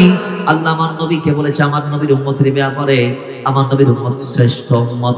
ওই শ্রেষ্ঠ নবী শ্রেষ্ঠ উম্মতদেরকে যখন নিয়ে দাঁড়াবে, শ্রেষ্ঠ উম্মতের আমল যদি বাকি উম্মত যারা আমাদের আগে এসেছে তাদের চিঠি কম হয়ে যায়, তাহলে রাসূলুল্লাহর স্যার নিচু হয়ে যাবে। এইজন্য আমি রাবিয়া প্রত্যেক রাতে 1000 রাকাত নফল নামাজ পড়ে আমি একটাই চাই রবের দরবারে, আয় আল্লাহ, সেদিন ময়দানে মাহশরে যেন আমার নবী স্যারকে বুলন্দ করে বলে, আল্লাহ, আমার উম্মতের ভিতরে এমন নারী আছে, যে নারী যাদেরকে ইমামতের দায়িত্ব আল্লাহ দেয় নাই, নবুয়তের দায়িত্ব আল্লাহ দেয় নাই, খেলাফতের দায়িত্ব আল্লাহ দেয় নাই, ওই নারীদের ভিতর এমন একটা মহিষী রমণী আছে, যাই রমণীটা প্রত্যেক রাতে মওলা তোমার জন্য মুসল্লার মধ্যে দাঁড়িয়ে 1000 রাকাত নফল নামাজ আদায় করতো। জুড়ে বলেন সুবহান। আমার নবীর জন্য আমার কথা আল্লাহর সামনে বলতে পারে। ফাতিমা জান্নাতের রমণীদের সর্দারিনী, এর নাম না হয় নাই। মাওলা হাসান ডাক দিয়ে বলে, আমি আমার মাকে দেখেছি, একদিন রাতে কোন নারী, আরেকদিন রাতে কোন নারী, আরেকদিন রাতে গয়রাই কোনাই, আরেকদিন রাতে আরেক কোনাই, যাতে আমরা টের না পাই। আমিও ছোট, আমার ভাই হুসাইনও ছোট, আমাদের ঘুমের যাতে ব্যাঘাত না হয়। সারা রাত আমার মা মুসল্লার মধ্যে দাঁড়িয়ে নফল নামাজ পড়ে। একদিন আমি হাসান শুনতে পেলাম, আমার মা ফাতেমা রুকু করে সিজদার মধ্যে গিয়েছে। একটা সিজদা শেষ হতে না হতে বেলাল এসে আযান দিয়ে ফেলেছে, রাত শেষ হয়ে গিয়েছে। ফাতেমার সিজদা এখনো শেষ হয় নাই। ফাতেমা নামাজটা শেষ করলেন, এবার ডাক দিয়ে বলে, ও মওলা, রাতটাকে আরো লিঙ্গার করে দাও, বড় করে দাও। যে বড় রাতে ফাতেমা মন ভরে তুমি আল্লাহকে সিজদা দিবি, আল্লাহ তো ছোট্ট রাতটা বানাইলা। আমি ফাতেমা মন ভরে মওলা তোমারে ডাকতে পারি না। ডাকতে শুরু করলে রাতটা শেষ হয়ে যায়। মওলা আমার মন পূর্ত হচ্ছে না, রাতটা কারো বড় করো, যে বড় রাতে আমি ফাতেমা মন ভরে তুমি মওলারে ডাক দিতে পারবো। জুড়ে বলেন সুবহানাল্লাহ।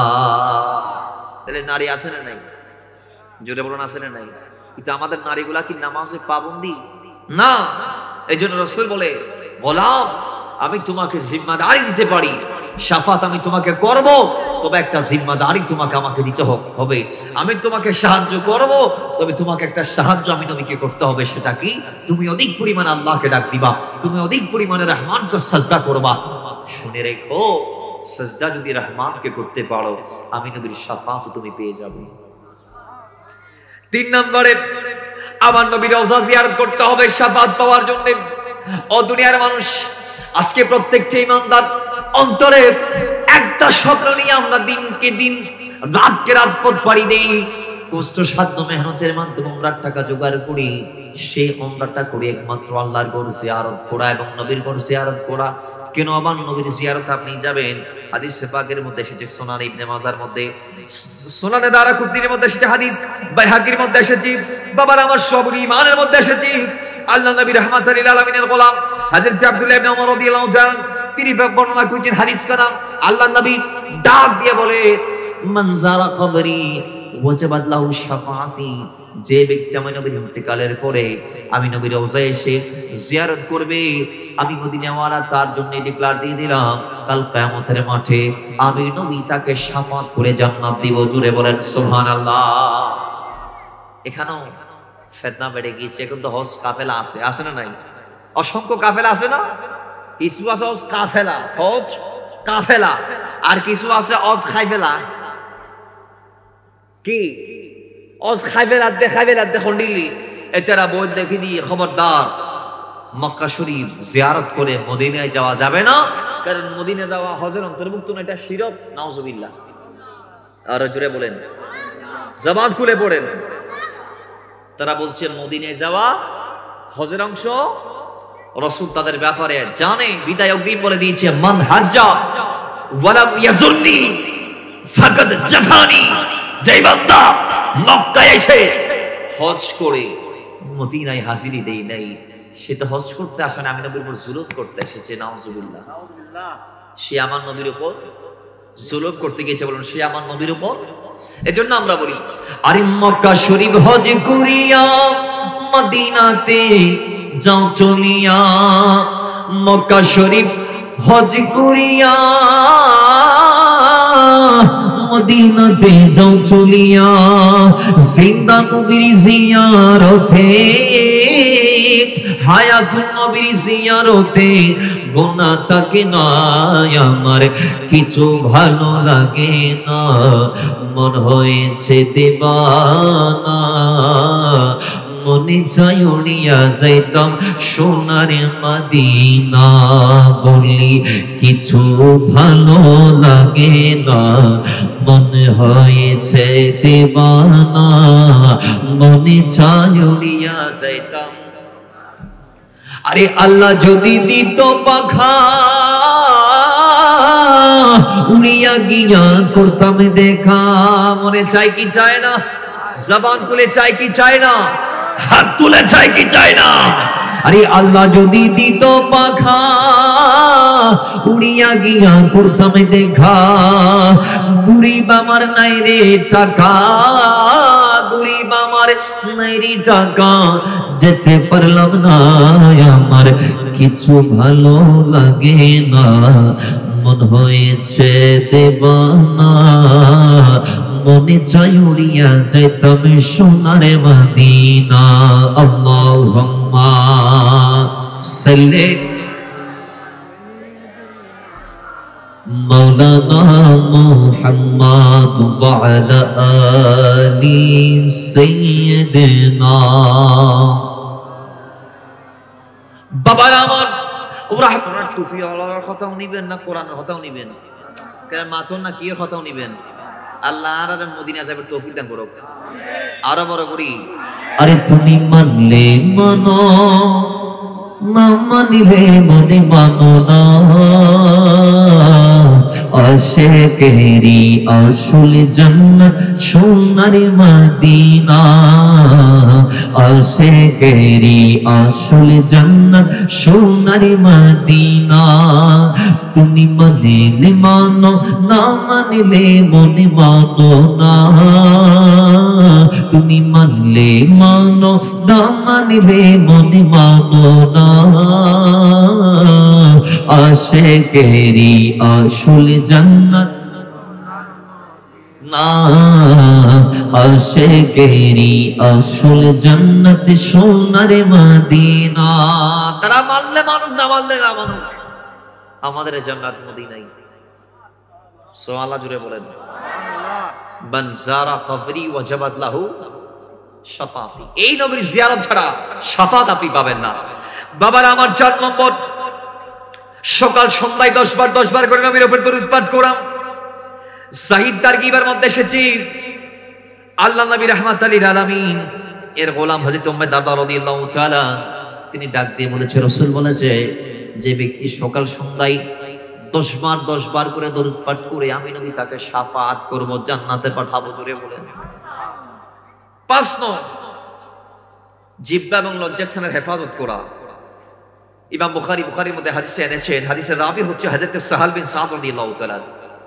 সাহাল বিন সাদ বলছে আমার নবী আমাদেরকে বলেছেন তোমরা দুটা জিনিসের জিম্মাদারি আমি নবীকে দাও, দুটা জিনিসের ব্যাপারে অভয় আমি নবীকে দাও, দুটা জিনিসের ব্যাপারে গ্যারান্টি আমি নবীকে দাও, দুটা জিনিসের আমানতদারি আমি নবীকে দাও, আমি নবী তোমাদেরকে জান্নাতের গ্যারান্টি দিব, জান্নাতের জিম্মাদারি দিব, জান্নাতের ব্যাপারে অভয় দিব। জুড়ে বলেন না সুবহানাল্লাহ। বাবার আমার রাসূল ডাক দিয়ে বলে 1 নাম্বার জিহ্বা। আমার যে বান্দাই জিহ্বা দিয়ে মানুষের গীবত করে না, পরনিন্দা করে না, পরচর্চা করে না, মিথ্যা বলে না, এই জিহ্বা দিয়ে মানুষদেরকে ধোঁকা দেয় না, ঠকায় না, যে বান্দা তার জিহ্বাটাকে হেফাজত করতে পেরেছে আমি নবী তার জান্নাতের হেফাজত করব। 2 নাম্বার, যে ব্যক্তি 2 রোডের মাঝখানে যেই জায়গা ওই লজ্জাস্থানের হেফাজত করতে পারবে, ওই লজ্জাস্থানকে যিনি সেভ করতে পারবে আমি নবী তার জান্নাতকে সেভ করব, বাঁচাবো, তার জান্নাতের জিম্মাদার আমি নবী। জুড়ে বলে এই লজ্জাস্থান আর জিহ্বা এখন তো দুটাই আমাদের কাছে নিরাপদ। আমরা সুযোগ পাইলে মসজিদের বারান্দারাও সারি না, গীবত শুরু করে দেই। ঠিক যাবে? ঠিক ঠিক কি না? মসজিদের বারান্দাও গীবত থেকে বাদ নাই। ইমাম সাহেব একটু ওয়াজ যদি 2 মিনিট বাড়াই ফেলে শুক্রবারে, এখন নিচে যারা বসে আর কি সম্মানিত মুসল্লিয়ানে যান বা কেরাম, এরা কয় আর হদিসা বিবেক মনে হয় আলোচনার লাস্ট আলে এলম বাড়ি যায়, ওয়াজ শেষ করতে না যখন হরদিন ম্যাগনা ধরে পারলাই বলে আসলে নাই। আজকের মাহফিলে অনেকে বলতেছে কয় হুজুরিবে মাইক দিয়ে যদি ইবত হয় যেন অসারের সারি দিয়ে না কোনো টাইম মতো আয় সারি দিয়ে মরা তো ফোন হতো না, যদিও ওরা না হতে লাই করিয়েন মোহাম্মত, কিন্তু আয় আহল করে সারি দিয়ে একটা আর মাত্র 17 মিনিট যে একটা নামুন্যা দিয়ে আওয়াজ বন্ধ গিয়ে দিয়ে হদ হুদা একটা বাজায় ফেলে দিয়ে আর তো 12টাও বাজিব, তার সামনে একটা বাজিব। আল্লাহ এই বৈঠক কবুল করুক। এবার মিজানের পাল্লা তার পক্ষে হতা হইব। আর মিজানের পাল্লার মাঝে পাল্লা বাড়ি করতাম সাইন না নসাই, এর কারণ মাথন সাইন না নসাই। মিজানের পাল্লা বাড়ি হইলেও খামাইতো না, পাল্লা বাড়ি ঘুরিবেন কেন? বাড়ি ঘুরিবেন লাই মদিনা ওয়ালারে লাইবরে নলাইব, মাথন না লাইবরে নলাইব। আর নবীরে বাদ দিয়ে মিজানের পাল্লা পরিপূর্ণ করতে পারিবেন না। নবী বাদ দিতে খবর সামালের জবাব পূর্ণ নইব, হবো না, মাথা নইব না। আল্লাহ আর নবীর চিনিবার তৌফিক দান করুক। সিনার জিন সফট কর্নার আছে হৃদয়, এই হৃদয় মদিনাওয়ালারে মোহাম্মদ গরিবের তৌফিক দান করুক। মদিনাওয়ালারে ভালোবাসিলে লাভ আসলে নাই, শান্তি আসলে নাই, কল্যাণ আসলে নাই, জান্নাত মাত্র জান্নাত। আল্লাহ আর লুফি লইবার তৌফিক দান করুক, ইয়ে লইবার তৌফিক দান করুক, অর্জন করিবার তৌফিক দান করুক, হাসিল করিবার তৌফিক দান করুক। বাবারা আমার রাসূলুল্লাহ ডাক দিয়ে বলে এই দুটা জিনিস, একটা লজ্জাস্থান আর একটা জিহ্বা। যাই উম্মত আমাকে এই দুটা জিনিসের ব্যাপারে অভয় বানিয়ে দিবে, আমি তাকে জান্নাতের ব্যাপারে অভয় বানিয়ে দিব। উম্মত যারা তোমরা জিহ্বা এবং লজ্জাস্থানকে হেফাজত করতে পারবা, আমি নবী বলছি জান্নাত আমি তোমাদেরকে দিব শাফাতের মাধ্যমে। 5 নম্বর, কয় জীবনে কোনোদিন কারো কাছে হাত পাতা যাবে না, চাওয়া যাবে না। আজকে তো আমরা সুযোগ পাইলে হাত পা দিবি, সুযোগ পাইলে আর মানুষের কাছে হাত বাড়াই, অথচ যার কাছে হাতটা বাড়াচ্ছি তার জিন্দিসে মালিক, ওই মালিকের কাছে আমরা হাত বাড়াই না। মালিকের কাছে আমরা হাত বাড়াই। রাসূল হাদিসের মধ্যে ইরশাদ করছেন, আবু দাউদ শরীফের মধ্যে আসা হাদিস কানা প্রথম খণ্ডের 1446 নং হাদিস, হযরত সাবান রাদিয়াল্লাহু তাআলা থেকে বর্ণিত হাদিস। নবীজি বলছেন যে কারো কাছে কোনোদিন হাত পাতে নাই সেই উম্মতকে আমি নবী শাফাত করে জান্নাতে পাঠাবো। আরো জুড়ে বলেন না ভাই। নবী বলছেন আমি তার জান্নাতের জিম্মাদার, আমি তার জান্নাতের জিম্মাদার। তো নবীজি জিম্মাদারি নিবেন কখন? যদি হাতটাকে সেভ করতে পারেন। হাতটাকে যদি, হ্যাঁ, হাত পাতা যাবে দুনিয়াবাসীর কাছে না, দুনিয়ার মালিকের কাছে, ঠিক কি না? কারণ মালিক ছাড়া সব দুই দিনের। কে দুনিয়া वालो ये दुनिया तो दो दिन की है, अल्लाह अल्लाह करो, अल्लाह अल्लाह करो। दुनिया वालों ये दुनिया तो दो दिन की है, अल्लाह अल्लाह करो, अल्लाह अल्लाह करो। कि जिंदगी और जवानी भी दो दिन की है, अल्लाह अल्लाह करो, अल्लाह अल्लाह करो। सुबहानाल्लाह, জোরে বলেন। দুনিয়াবাসী দুনিয়া কয় দিনের? জোরে বলেন কয় দিনের? কুল্লু শাইইন হালিকুন ইল্লা ওয়াজহাহু, আল্লাহ ছাড়া সব কি হয়ে যাবে? হালেক হয়ে যাবে, ফানা হয়ে যাবে, সব হালাক হবে একদিন। কুল্লু মান আলাইহা ফানি ওয়া ইয়াবকা ওয়াজহু রাব্বিকা যুল জালালি, আল্লাহ ছাড়া কেউ থাকবে? জোরে বলুন থাকবে? থাকবে না, থাকবে না। সুতরাং রাসূল বলছে যে বান্দা দুনিয়াতে এক আল্লাহ ছাড়া কারো কাছে হাত পাতে নাই, হাতকে সেভ করেছে, আমি নবী তাকে জান্নাত দিব, তার জান্নাতের জিম্মাদার আমি নবী। একটু জোরে বলেন না সুবহানাল্লাহ। 7 নং নবী বলেছেন 6টি শর্ত। কয়টি? মুসনাদ আহমদের মধ্যে আসা হাদিস কানা, হযরত উবাদা ইবনে সামিত রাদিয়াল্লাহু তাআলা থেকে রওয়ায়াত হাদিস। আল্লাহ নবী ইরশাদ করছেন, কয় আমাকে 6টি আমলের প্রতিশ্রুতি দাও। কয়টি আমল? 6টি আমল আমি তোমাদেরকে জান্নাতের প্রতিশ্রুতি দিব। তার মধ্যে একটি, প্রথম, যদি কথা বলবা, যখন তোমরা কথা বলবা কিংবা যদি তোমাদের কথা বলতে হয় তাহলে তোমরা সত্যটাই বলো, সত্য কথাই বলো, সত্য পথেই চলো। জুড়ে বলেন সুবহানাল্লাহ। 1 নং কথা বললে সত্য বলা। 2 নং রাসূল ডাক দিয়ে বলে ওয়াদা করলে পূর্ণ করতে হবে। আজকে আমাদের ওয়াদার ঠিক ঠিকানা নাই। আমরা মানুষকে কথা দিই কিন্তু কথা পালন করতে পারি? ওয়াদা পূর্ণ করতে পারি আমরা? আরা কথা দিয়া খাবিল আরা হই ইন গুজুম ইন গুজুম আর দেশত নেতা কেটা আছে নাই, আর ভাই হন না আছে নাই। নির্বাচন আইলি মাঠ পর্যায়ে আয়ের এইভাবে ওয়াদা দে দে হইবের মতো ন, হইবের মতো শেষগুড নভারিবে নাই। কি লাগ দে হ না মনে হইতে টিয়ার ফ্যাক্টরি হলে বাড়ি দুনিয়া দিব দে, শুধু দুনিয়া বাসিরে বিল করি হতে খাতু কি লাগ ফৈন্য সার অমুক নসার রিসওয়ালা ফাইলো বেড়াইলো ফুড়ত তুম বিয়ের হন আর নেতা যার গা সালাম আলাইকুম নেতা সাহেব কদিকে ইউনাইট তো তাই কি সালাম বুগো তাইও বুগো তিনটা ফুটা দলে মাইকে দা ফেড়ে দি। নির্বাচনের আগে খোদা যদি না চলে তোমার আর বিলের মাঝে ফাঁকা করে এতে ফাঁকা রাস্তা আমি বিলের মাঝে হনে তোর ঘর আছে না মাতে উন্নয়ন গালার পর আত্মা মাত্তা তো ওয়াদাই নির্বাচনের পরে যায় তোমরা ক্ষমতা বয় দিবেন তাহলে গেলে বলবি তো তুই হন হওয়া তুই আর মুড়িদ না আর এলাকার বুড়া না তো তোমার নসিনি দি মুখ সিনা সিনালা তুই খারো নাতি খারো হওয়া অনর অনর বাবর পর্যন্ত বলে বেলা খারো হওয়া মানে অনর বাবর নসিনিতে ঠিক না বেটি কথা ঠিক কি না? তাই দুনিয়াবি সিস্টেম। রাসূল বলছেন না, ওয়াদা পূর্ণ করতে হবে। যিনি ওয়াদা পূর্ণ করবে আমি তাকে জান্নাত দিব। সুবহানাল্লাহ জুড়ে বলেন। বাবারা আমার 3 নং রাসূল বলে আমানতের মাল যথাযথভাবে পৌঁছাই দিতে হবে। কেউ যদি আপনার জিম্মায় কিছু দিয়ে যায় সেই আমানতের জিনিস খেয়ানত করা যাবে না। এখন আমাদের সমাজে অনেকে আমরা আছি মানুষ ব্যাংকের মধ্যে প্রতারিত হবার ভয়ে টাকা না জমি আপনার কাছে জমা দিছে। কয় হুজুর অনতে মসজিদের ইমাম সাহেব মাটি এখন জমা রাখুন, ইমাম সাহেব এক সপ্তাহ না যাইতে বাঙ্গা খাবে ইমাম সাহেব কি করছি দে তুই পর সপ্তাহ দিয়ে কথা আর বর্তন অসুখ ঈদ টিয়াগুন খদম তো আই আচ্ছা 2-1 দিন টাইম দাও না। আরে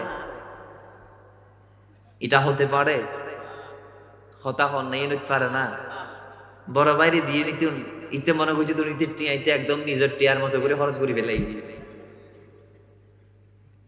সমাজ ইয়েনত আরা আমার যারে নীতি খেয়ানত করি ফেলাই। ঠিক নেবে ঠিক।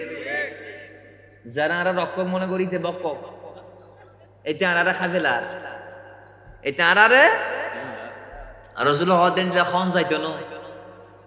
যার সম্পদ তারা তো কি গরম করিব, যার সম্পদ তারা তো আগামী বছর জন্য কিছু কালেকশন যারা দিতে চায়। আচ্ছা মাশাআল্লাহ চলবে। লাস্টে করে আমি বলবো কোন ওয়াফাদার থাকলে ইনশাআল্লাহ শরীক হবে ইনশাআল্লাহ। বাবারা আমার জানলাম রসুল বলে লজ্জাস্থানের হেফাজত করো। 5 নং দৃষ্টিকে অবনত রাখো। 6 নং হারাম উপার্জন করতে পারবে না। আল্লাহ নবী রাহমাতুল লিল আলামিন এই 6টি ব্যাপার আমাদেরকে বলেছেন। এই 6টি জিনিসের ব্যাপারে তুমি যদি নিজেকে সেভ করতে পারো, পালন করতে পারো যথাযথভাবে, আমি রাসূল বলছি তুমি উম্মতকে আমি রাসূল শাফাআত করে জান্নাতে পাঠাবো। জোরে বলেন সুবহানাল্লাহ।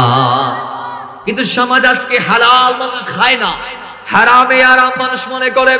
মানুষ মনে করে হালাল ব্যবসা করে আমি কয় টাকা উপার্জন করতে পারবো, আমি গড় আমার পরিবার, আমি আমার স্থাবর সম্পদ জোগাড় করতে পারবো না।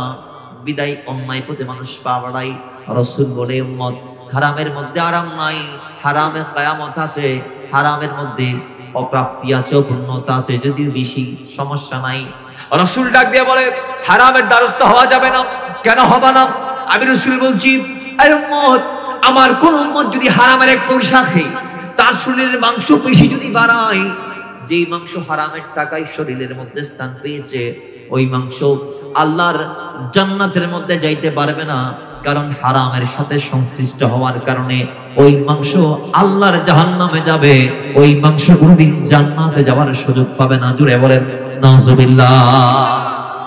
শরীরের হারামের টাকায় যে মাংস উৎপন্ন হয়েছে ওইটা জাহান্নামে গেলে বাকিটা কি জান্নাতে যাইব?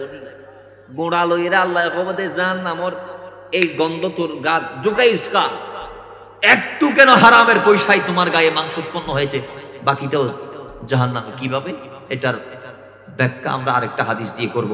রাসূল আরেক হাদিসের মধ্যে বলছেন 10 টাকা দিয়ে পোশাক কিনলা, সেলাই করলা, ইত্যাদি ইত্যাদি, বা জামা বানাইলা, যেভাবে হোক 10 টাকা, সেখানে হালালের 9 টাকা। হালালের, জোরে বলেন হালালের 1 টাকা হারামের। হারামের কয় টাকা? আরো আসতে কয় টাকা? রাসূল বলে ওই 1 টাকা হারামের পোশাকে ঢোকার কারণে ওই পোশাক দিয়ে কিয়ামত পর্যন্ত যত সিজদা দিবা সমস্যা নাই, একটা সিজদা মওলা কবুল করবে না। একটা সিজদা মওলা। তাহলে হারামের দ্বারস্থ হওয়ার দরকার আছে? বলেন না আছে? বলেন আছে? হারাম আর কোনদিন খাবেন, উপার্জন করবেন না। আল্লাহ আমাদেরকে হালাল রিজিক উপার্জন করে খাওয়ার তৌফিক দান করুন। আরো জোরে বলেন কর্ম করে খান, তারপরে হারামের দ্বারস্থ হবেন না। বাবারা আমার, এরপরে রাসূলের পাকের শাফাত পাওয়ার জন্য জালেম শাসকদের সাথে আদাত করা যাবে না। আমাদের সমাজে প্রতিনিধিরা যখন আমাদের সাথে জুলুম করবে, তখন তাদের সাথে আদাত করে অনেকে চলতে চায়। অনেকেই আমাদের জালেম শাসকদের সাথে আদাত করে কি করে চলতে, এগুলা হওয়া যাবে? হওয়া যাবে না। হাদিসে পাক আসছে তিরমিজি শরীফের 614 নং হাদিসের মধ্যে আসছে যে হযরতে কাব বিন উজরা রাদিয়াল্লাহু তাআলা থেকে রাওয়ায়াত করা হাদিস, নবীজি বলছেন জেনে রেখো অচিরেই জালেমরা আসবে, মসনদে বসবে, শাসনভার গ্রহণ করবে। যারা এদের সাথে আতাত করবে এরা জান্নাতে যাবে না, আর যারা এদের সাথে আতাত করবে না, আমি নবী তাদেরকে শাফাআত করে জান্নাতে পাঠাবো। জোরে বলেন সুবহানাল্লাহ। এরপরে 9 আল্লাহ নবী রাহমাতুল লিল আলামিন বলছেন নিয়মিত সূরা মুলক পাঠ করা। হাদিসে পাক আসছে, ইমাম তাবরানী হাদিসটা কোট করেছেন, হযরতে আনাস রাদিয়াল্লাহু তাআলা থেকে রওয়ায়াত করা হাদিস।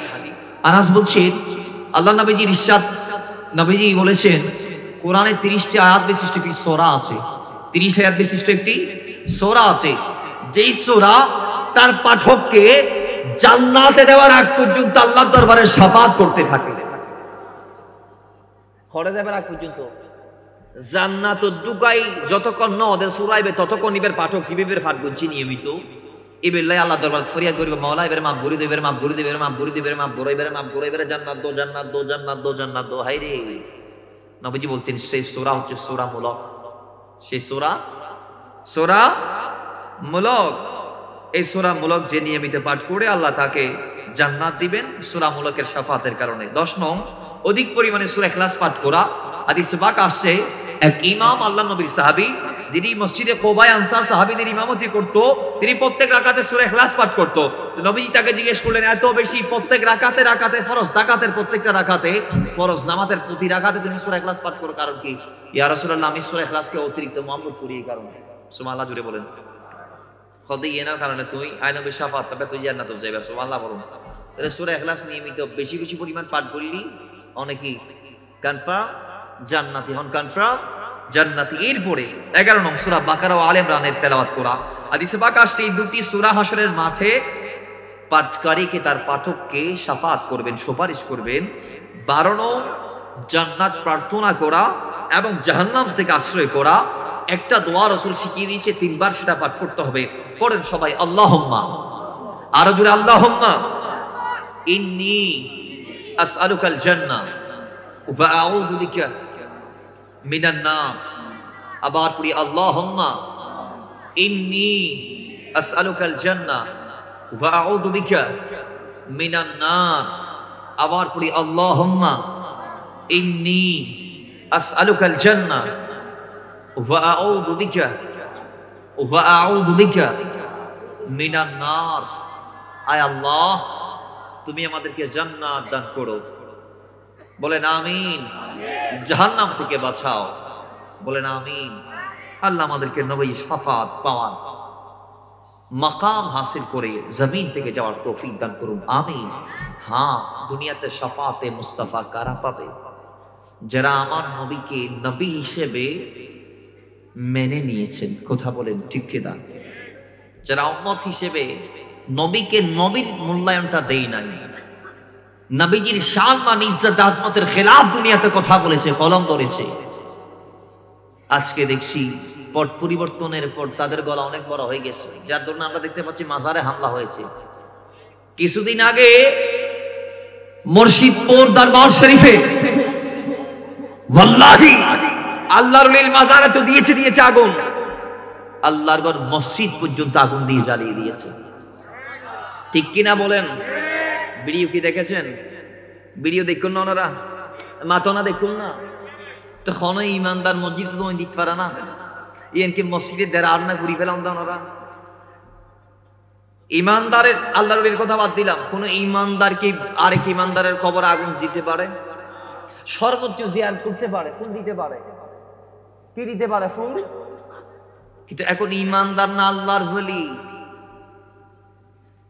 তাদের মাজার যেভাবে আগুন দিয়ে জ্বালিয়ে দেয়া হয়েছে, এখন তো অনেকেই পরোয়াই করছেন না। মনে হচ্ছে তাদের সমস্ত ক্ষমতা আল্লাহ হস্তগত করে দিয়েছে, যা মন চায় তা করছে, যা মন চায় তা। কিন্তু আমরা এটা হায়রানির পরেও আমরা অন্তর্বর্তীকালীন সরকারের পক্ষ থেকে এখনো কোনো নির্দিষ্ট চূড়ান্ত সমাধান আমরা পাই নাই। একজন আসামিকেও গ্রেফতার করতে এখনো তারা পারে নাই। গতকালকে বসেছিল বাংলাদেশের যত ধর্মাবলম্বীদের নেতা আছে, এদের সাথে আমাদের আকাবের দিনরা জোরালো দাবি জানিয়েছে এবং ওপেন বলেছে আপনি ব্যর্থ, আপনি পারেন নাই। আমার কথা হচ্ছে, দেশের দায়িত্ব যারা নিয়েছে, দেশের 1 ইঞ্চি মাটি থেকে শুরু করে পুরো দেশের সমস্ত ভূখণ্ডের প্রত্যেকটা ইঞ্চিকে রক্ষার দায়িত্ব আল্লাহ তার হাতে দিয়েছে। কথা বলেন ঠিক কিনা?